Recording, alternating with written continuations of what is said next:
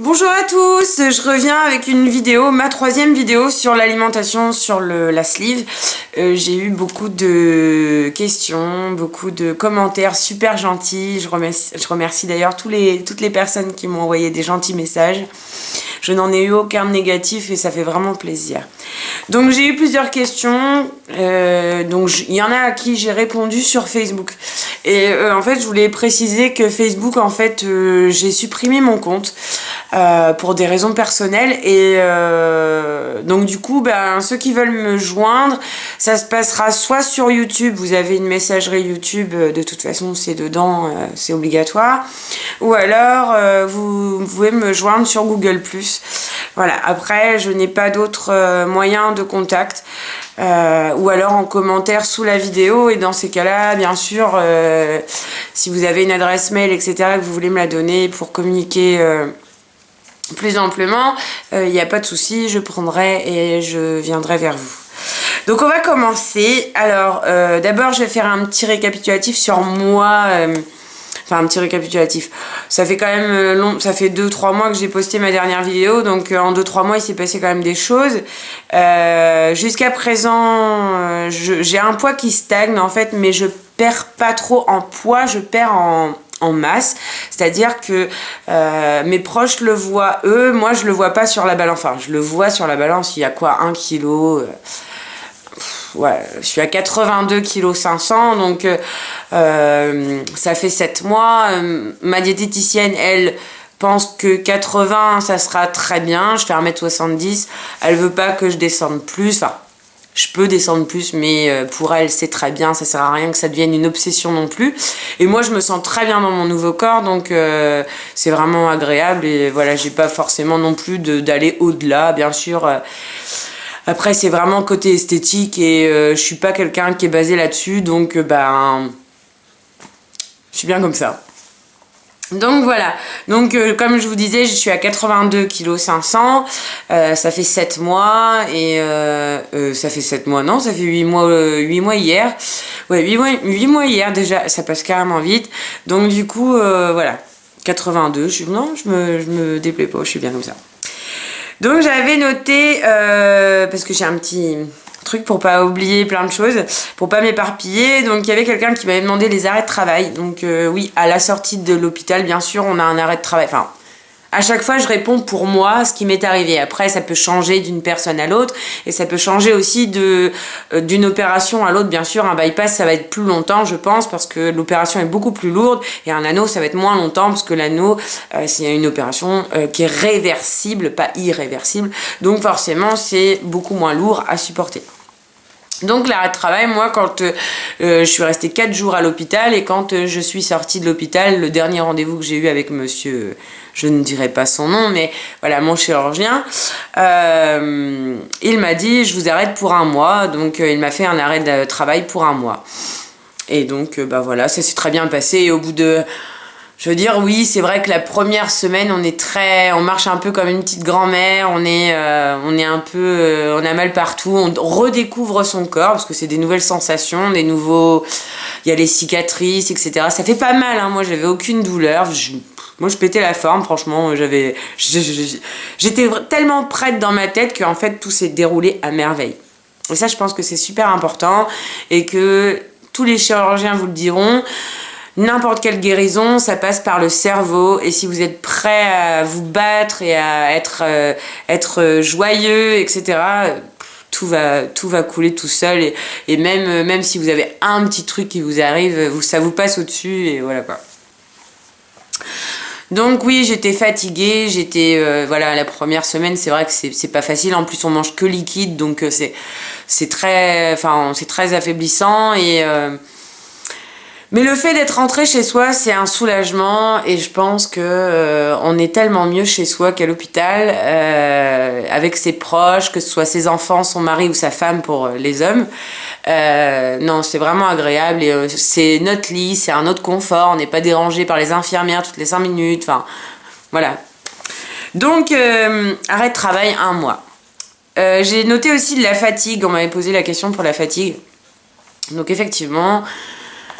Même encore, maintenant non, ça m'arrive plus, mais même jusqu'au 5-6e mois, j'ai l'impression que je parle de ma grossesse, jusqu'au 5-6e mois, j'étais vraiment, mais j'avais des malaises, des chutes de tension, genre 9. Donc ça peut arriver qu'on vous refasse un arrêt de travail parce que vous êtes à plat, parce que voilà, vous n'arrivez pas à gérer le quotidien. Mais moi je vivais tellement comme si j'avais rien eu, comme si j'avais jamais été opérée, que du coup... ça passait comme une lettre à la poste, mais mon corps il disait stop à un moment donné et je me retrouvais le cul dans le lit pendant une petite semaine. Donc attention, pas de bêtises. Donc voilà, surtout si votre chirurgien il vous dit faites attention, pas porter trop lourd. Enfin, de toute façon, pour les cicatrices, il y a plein de protocoles à respecter. Donc c'est vrai que faites attention. Et non, faut sincèrement faire gaffe. Mais après, si vous prenez vos vitamines, que vous vous reposez correctement, que... Enfin voilà, j'ai envie de vous dire, foncez quoi, faites-le quoi. Y a pas, c'est tellement beau après ce qu'on vit que tout ça, ça paraît bénin à côté. Que c'est comme, je parle pour les femmes, c'est comme l'accouchement, c'est super douloureux, etc. Mais quand on vous pose votre bout de chou sur votre ventre, à la limite le reste après vous en foutez royal parce que vous savez très bien que c'est oublié dans votre tête. Et ben là, c'est exactement la même sensation que ça m'a fait. J'ai accouché, donc je sais la douleur que ça fait. Et ça, c'est... J'ai pas eu mal, mais psychologiquement, on est très stressé, etc. Et non, une fois qu'on est prêt, après, il y a tout qui va, quoi. Donc, ça, je l'ai dit. Aujourd'hui, le plus important pour moi, là, c'est l'équilibrage alimentaire. C'est vrai que ça, on n'en parle pas assez. Mais une sleeve, que ce soit un anneau, une sleeve ou un bypass, je pense qu'à la sortie, vous avez un bilan diététique à respecter. Et ça, si vous ne le faites pas, c'est voué à l'échec, tout simplement. Pareil, si vous avez des troubles du comportement alimentaire, moi j'en avais. J'étais hyperphage. Donc hyperphage, je rappelle pour ceux qui voient pas trop ce que c'est. Hyperphage, c'est quand on mange des quantités astronomiques et on ne ressort rien. Donc on garde tout pour soi et c'est comme ça qu'on grossit. Donc j'étais hyperphage et voilà, je me suis fait soigner avant mon hyperphagie et ensuite je me suis fait opérer. Parce que si vous ne faites pas si vous faites opérer et que vous avez des troubles du comportement alimentaire, même si vous vous dites non c'est bon ça va le faire, après je ferai gaffe et tout, non, ça marche pas comme ça parce que le naturel ça revient systématiquement. Vous allez revenir dans votre routine, vous allez regrignoter, ou pour ceux qui mangent pas du tout, les anorexiques, etc. Vraiment, si vous savez que vous avez, parce qu'au fond de nous on le sait, si vous savez que vous avez un trouble du comportement alimentaire, c'est pas la peine d'aller plus loin. Faites-vous soigner avant et après, seulement après, vous pourrez vous faire opérer. Donc l'équilibrage alimentaire, effectivement, c'est super important. Donc moi, je veille toujours à ce que je mange pas par exemple, je mange pas de fromage le soir. Je vais manger des fruits, je vais manger des féculents, je vais manger des pommes de terre, du riz. Enfin, je vais varier. Je vais pas manger des trucs tout prêts, genre pizza, frites, machin, kebab. Ah bah ouais, super. Ce soir, je sais pas quoi manger. Ah bah je vais manger un kebab. Non.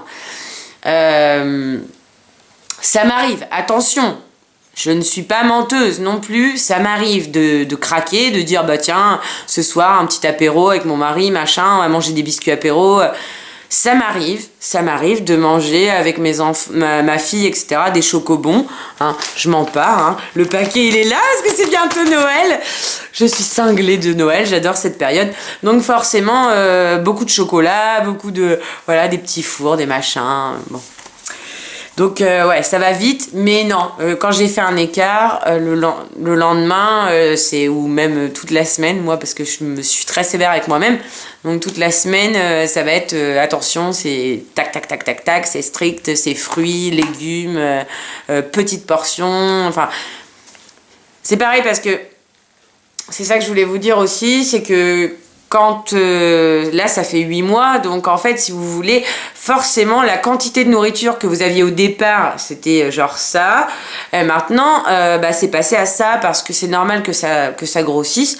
La diététicienne m'a dit que c'est comme ça qu'on stabilise, c'est grâce à ça, donc voilà, le plus important c'est ça, c'est pas la quantité. Après vous mangez comme vous pouvez, si vous avez plus faim, vous arrêtez. Donc surtout veillez à ce que l'équilibre alimentaire soit là et que même si on fait des petits écarts, ça nous arrive toujours bien garder en tête que voilà, qu'on n'a pas fait ça pour rien et que les chirurgiens nous ont pas enlevé un organe sain pour rien.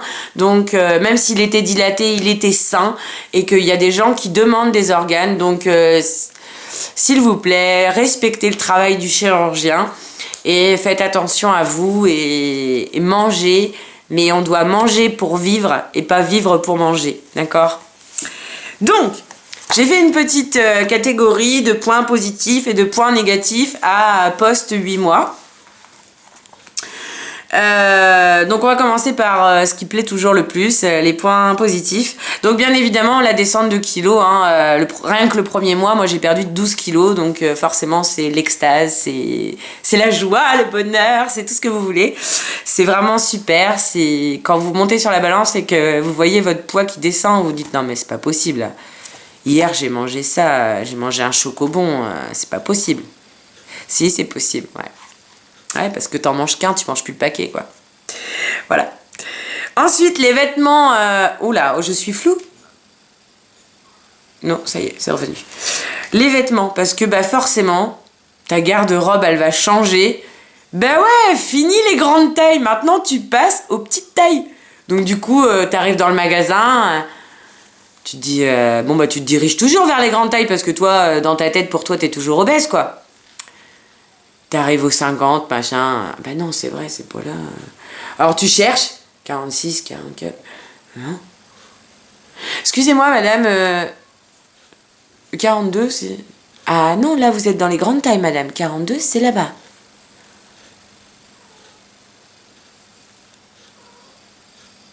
Fini. Terminé. Ensuite, pour ta santé, c'est ce que j'aurais dû mettre en premier, mais la santé, forcément, c'est le principal. Moi, je fais plus d'apnée du sommeil. L'apnée du sommeil, là, le gros masque qu'on vous met, là, comme ça, là, où tu ressembles à Dark Vador. Donc, pour ton mari, c'est pas top. En plus, ça fait du bruit, ça crache de l'air et tout. C'est super glamour. Donc, ton couple, il prend 10 ans, clairement. Et le regard sur soi aussi, parce que je pense que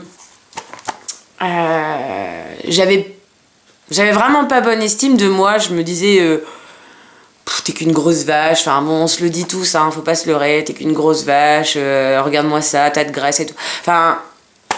Je me suis vraiment traitée de tous les noms. Et aujourd'hui, mon regard, il a changé, pas dans le sens où je me trouve un canon, pas du tout, parce que je vous l'ai dit tout à l'heure, je suis pas comme ça. Mais je suis fière de ce que j'ai fait. Je suis fière d'avoir été jusqu'au bout de mon parcours, d'avoir perdu 40 kilos. Je suis fière d'être en bonne santé, de montrer maintenant un équilibrage alimentaire à ma fille aussi, parce que voilà, faut pas se leurrer, quand j'étais obèse, je lui montrais pas les bonnes habitudes alimentaires. Donc là, voilà, c'est rééquilibré. Pas réapprendre les mêmes erreurs que moi j'ai faites, et voilà, c'est tout un ensemble de choses qui fait qu'aujourd'hui mon regard il est plus comme avant.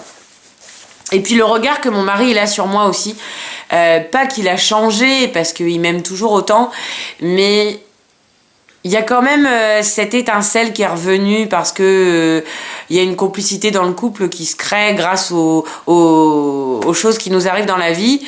Et cette étape-là, elle était tellement attendue de mon côté que mon mari, il en a pris plein la tronche aussi. Quand c'est arrivé, voilà, il était soulagé que ce soit fini. Il avait peur pour moi. Et il m'a soutenu jusqu'au bout. Il était là jusqu'à la porte du bloc opératoire. Et ça, j'espère vraiment, je vous le souhaite vraiment de tout cœur, que votre compagne soit avec vous, ou même que votre famille, tout simplement, si vous êtes célibataire, que votre famille vous accompagne, ou que même un ami vous soutienne. Et c'est super important, parce que d'y aller seul, je pense que je sais pas si j'y aurais été. Sincèrement, je ne sais pas si j'y aurais été. Et donc voilà, mon dernier point, c'était la famille. Bah justement, la famille, hein, c'est ce que je vous dis, c'est super important. Et surtout en cette période de Noël. Donc, même les amis, voilà, c'est les points positifs, c'était ça. Les points négatifs. Alors celui-là, je le déteste. Mais je le déteste à un point que vous pouvez pas vous imaginer. C'est mon bruit d'estomac. C'est-à-dire que quand, je pourrais pas vous faire de démonstration parce que là j'ai digéré, mais quand je mange, quand je bois, mon estomac gargouille à un point que même dans une salle de conférence, tout le monde l'entendrait. Donc ça, non.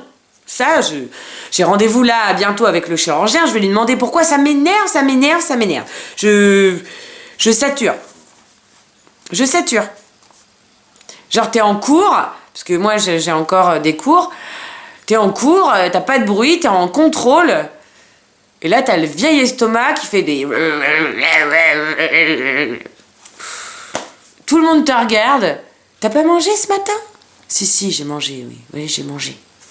Voilà, c'est le genre de choses... c'est bon. Alors pareil, là il m'arrive un truc. Il y a des aliments ou des liquides qui ne passent plus.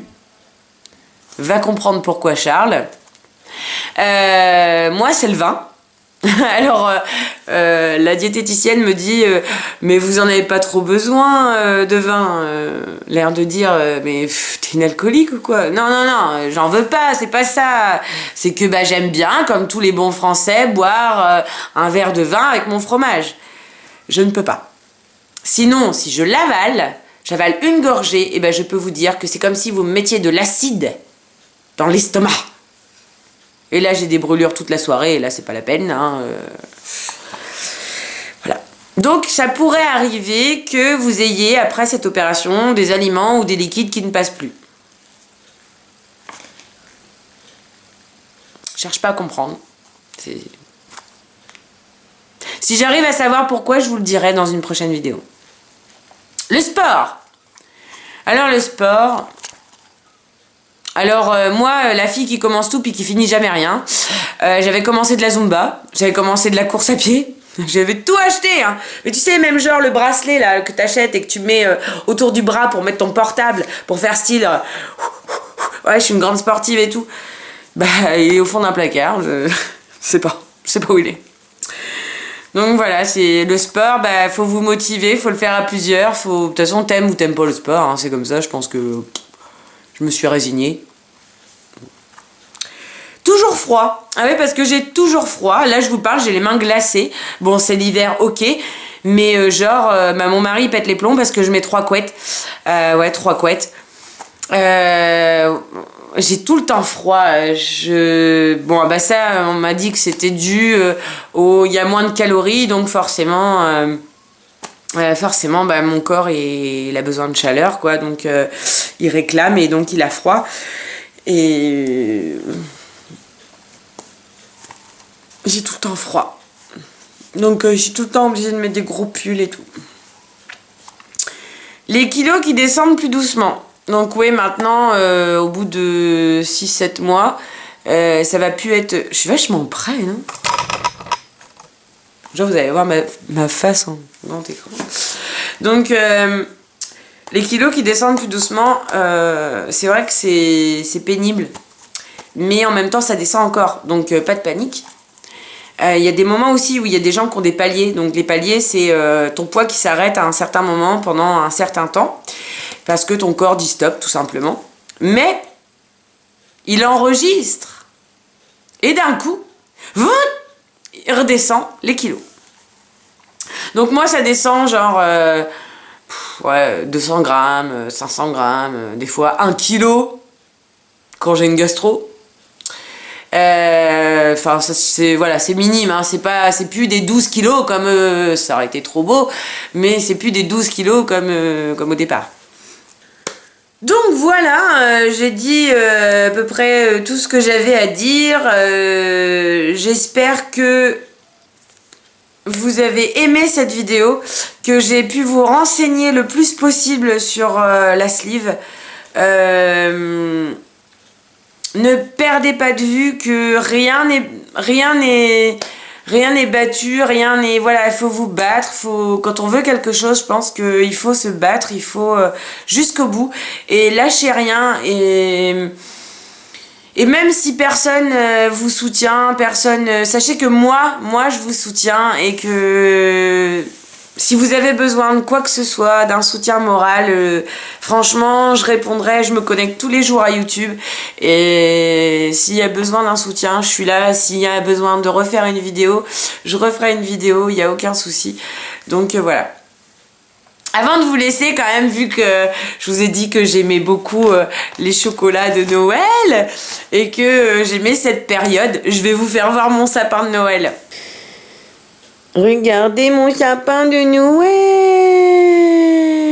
Noël. Excusez le désordre à côté, mais voilà. Voilà, c'est mon gros sapin que j'ai fait avec ma petite chérie d'amour, ma petite fille qui a 6 ans bientôt.